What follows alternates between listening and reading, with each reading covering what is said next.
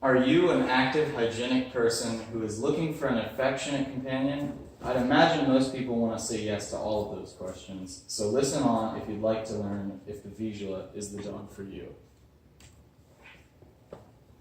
As an owner myself, I've experienced firsthand what sets this breed apart, and today I will get you in the know about one of the coolest but lesser known dog breeds, the vizsla.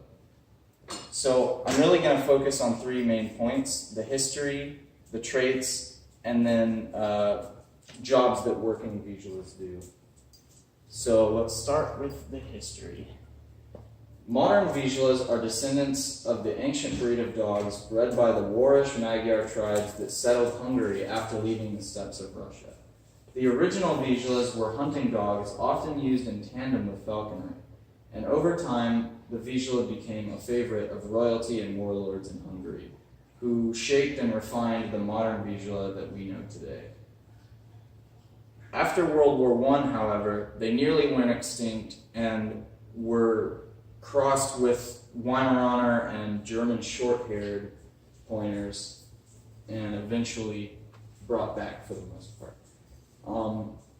50 years after the first vizsla in America was smuggled out of communist Hungary in the 1950s by an employee of the U.S. State Department, a vizsla named Charte became the first quintuple champion in the history of the American Kennel Club.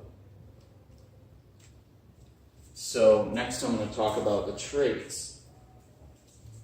So to understand why the breed is so beloved by many, I'm going to go over some of the characteristics and overall temperament of vizslas.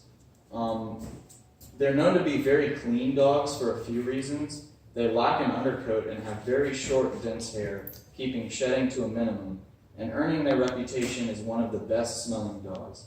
They also have a tendency to clean themselves like cats, so vizslas don't really require much grooming.